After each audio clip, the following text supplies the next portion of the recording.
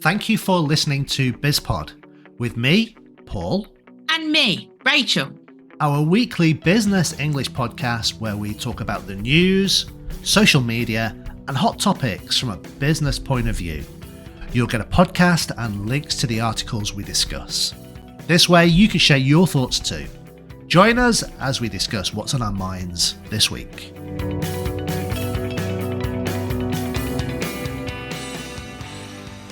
Paul, would you consider yourself a tourist from time to time? Yeah, definitely. We all like to go on vacation, don't we? Yeah, so tourism is a big thing. It is, especially in Italy where we live. Mm-hmm. How much money do you think is spent on tourism or by tourists in Italy? You mean money brought in? I'm not sure whether it's money brought in or whether it includes money brought in and Italian tourists as well. Wow. Okay, so external and internal. Yeah. Homegrown tourism and external tourism. How much do you think? Billions. About $50 billion. Really? Yeah. Oh my God. That's just in Italy. Yeah. Yeah. Well, we watched a programme, didn't we, where they were talking about the tourism in Venice. The problem of tourism in Venice. Yeah. Mass tourism. Too many tourists. I'll tell you what it was. It was a James May in Italy on Amazon. I'll put the trailer link in the information if you want to have it, check it out. Okay. But he was talking to some actual Venetians and they had a real dilemma because they didn't like the numbers of tourists who came to Venice. But they said it's really, really hard to find any job in Venice that is not related to tourism. So without the tourists, the question was, what is the purpose of Venice without tourists? And they struggle to answer that. I mean, it's a wonderful place full of museums and culture and fabulous history. Yeah. But I suppose that the region there, the economy is based on tourism. If the tourists didn't go, perhaps other industries or other businesses would sort of, arrive or evolve in that region to create jobs. But it's a big risk, isn't it? Yeah. I mean, how can you stop tourists going to Venice or the Veneto region? How can you stop it? Yeah. You can't, I don't think. But also, it's not just in Italy, is it? We've got an article from The Conversation where they particularly point to Barcelona. Yeah, there were protests in Barcelona a few months back, I think, where locals were protesting about the number of tourists in Barcelona. Yeah. I mean, I don't know how you feel about mass tourism, or rather going to a place where there are so many people, it's kind of impossible to feel comfortable. We try to avoid that. Yeah.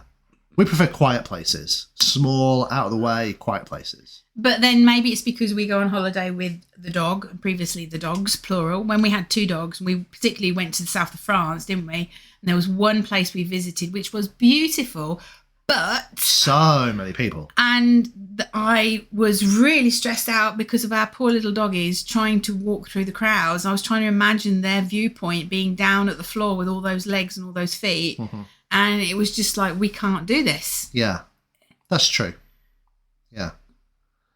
So another thing that maybe this article talks about, not necessarily directly, is things like the phenomena of Airbnb. Yeah.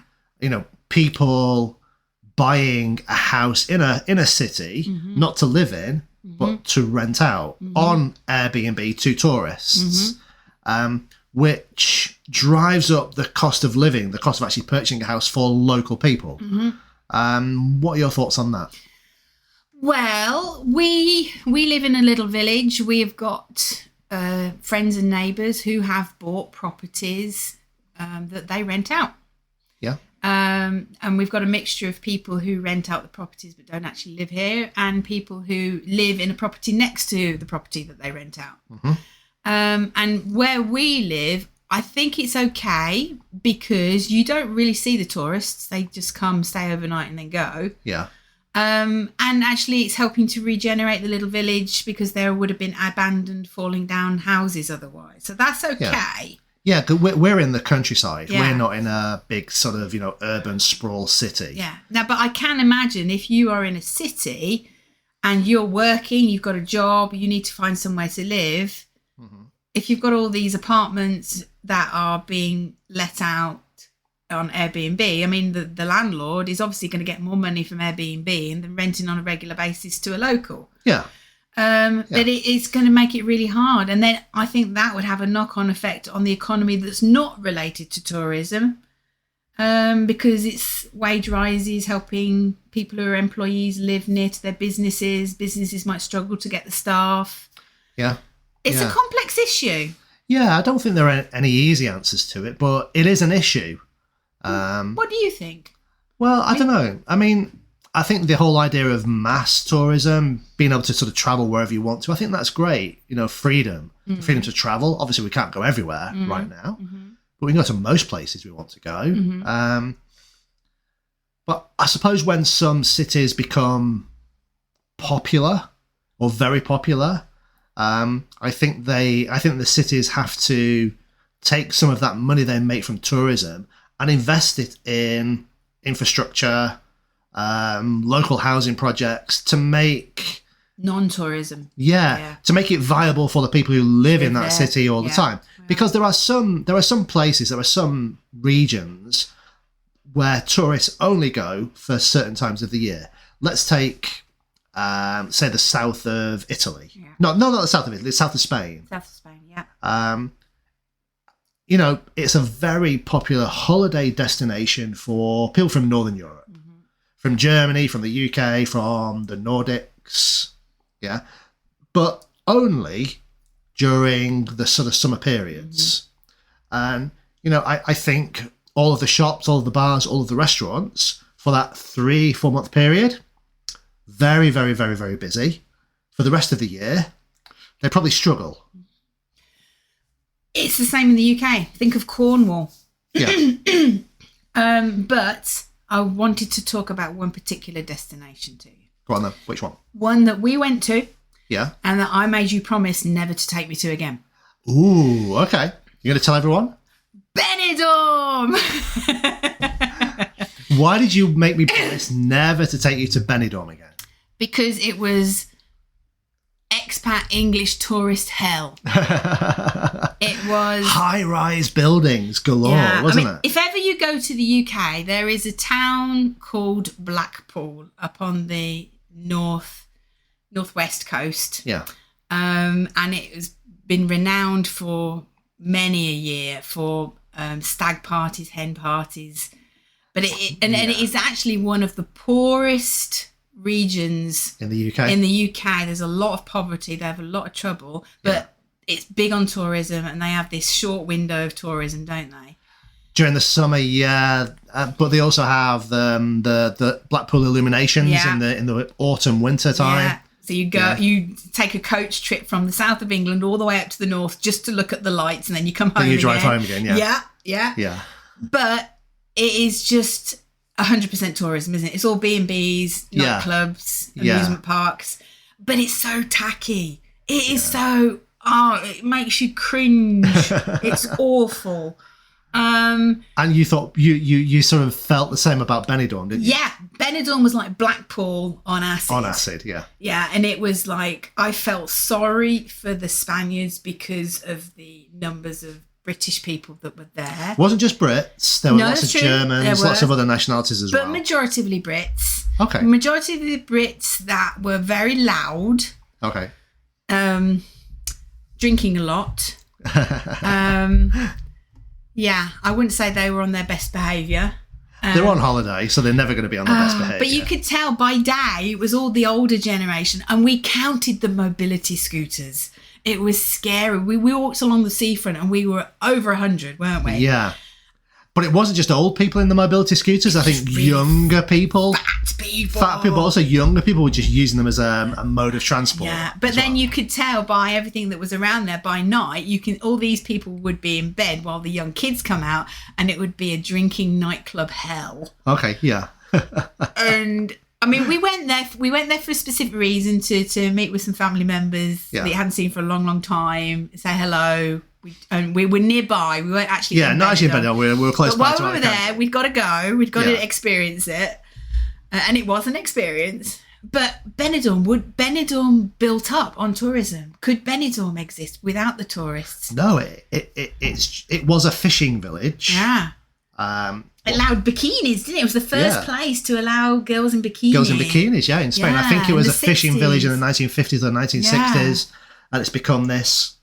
I don't know. I mean, I'm going to compare it to the New York skyline. Yeah. The Manhattan skyline. High rises. Yeah, for high rises. Yeah.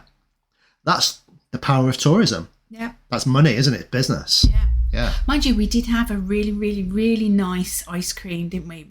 It was an Italian gelateria, and the guy was Italian because we were speaking Italian with him, weren't we? And it was really good ice cream. It was. So you can get good ice cream in Benidorm if you go.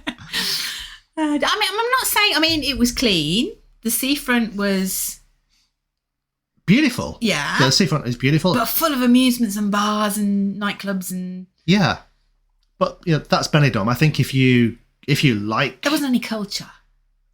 Not that we could find. No. But if that's the kind of holiday you want, it's a great place to go. Yeah, Why I suppose. not? Yeah, no, that's a good point. If you want a beach holiday. Yeah, that would be a great destination for a beach holiday. We don't like beach holidays. We like to go walking. We seriously like going walking and trekking and museums. And I think we sit maybe for 20 minutes on the beach. Yeah, and we kind of get bored a little bit when we say, "Oh, let's go and do something else. Let's go on a boat trip." Yeah. Yeah, that's what we like. But everyone's different, so I can see that there are lots of people who would like Benidorm, but not just Benidorm. Think about all the other sort of, Spanish holiday destinations that are very, very famous. Marbella, Ibiza, I mean, Tenerife. Tenerife was mentioned in this article. Yeah. Now, obviously, we're talking the difference between city holidays and beach holidays. Now, if you're talking about Athens, if you're talking about Barcelona, if you're talking about London, that's a city. A city is there for lots of other reasons than just tourism. Yeah, so I can understand there is a conundrum there. Okay. But when it's a beach resort like Benidorm, like Mallorca, like Tenerife, what is their other purpose than having tourists? Yeah. I probably don't think there is. I think they'd need to find one, wouldn't we? Yeah. Like London has got the financial hub. It's got, there's lots of things going on. Rome is so historical, but there's lots of things going on in Rome. There's lots of things going on in Milan. Yeah. You're right. So you're talking about pure holiday destinations. Yeah. Yeah, they would have to find something other than tourists, wouldn't they? Because I question what that could be, other than fishing. Fishing. Ah. Fishing and hiking. And fishing. Cinque Terre. Yeah. But they've got overwhelmed as well. Cinque Terre was, we went a few years ago. It was completely overwhelmed by tourists. Yeah, in fact, I'll tell you what, we were so, I wouldn't say disappointed in Cinque Terre. We were so overwhelmed by the number of tourists that it was actually my birthday, wasn't it? And you said, "What do you want to do today?" And I just said to you, "I want to go home." Yeah. Yeah, because it was just like, no. Yeah, I mean, you can't enjoy a place when there are that many people. No. So I suppose the answer is we should maybe, although people are still going to travel to these popular destinations, maybe you want to get off the beaten track and go somewhere else. Maybe tourism will fizzle itself out. Think of it. We decided not to go places or not to revisit places or leave places early because of the vast number. Yeah, I'm sure other people will make the same decision, but some people like the fact that a place is full of people and it feels exciting and happening. Yeah, that's true. That's true. We're too old for that now, Rach. I do admit, when we go to the beach here in the summer, I mean, we never go to stop. We just happen to be driving past on the route somewhere else. Yeah. And you see the number of people on the beach. And I'm thinking, you only got about maybe a metre between you. That would be my idea of hell. And we go to the beach, November, December, when there's absolutely there's usually a couple of guys with the metal detectors trying to pick up any jewellery that people lost while they're on holiday. And lots of people walking their dogs. Brinkley has a fantastic time in the water, doesn't he? Yeah, and we have a great time as well. Yeah. Okay. Anyway.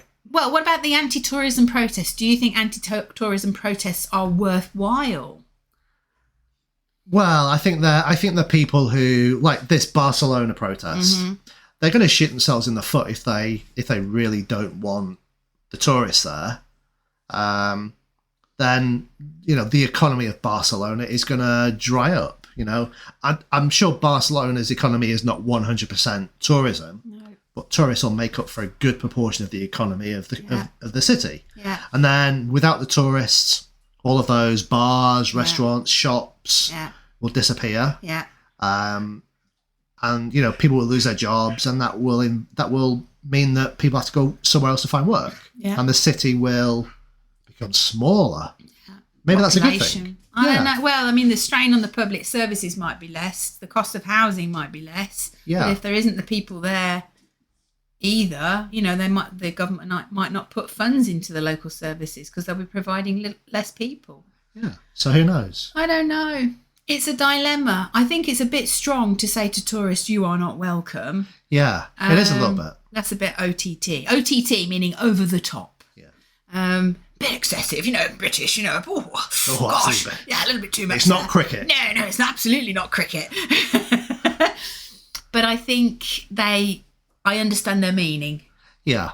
You can understand if if you can't afford to live in the city where you grew up, you can't afford to buy a house and live there. Yeah.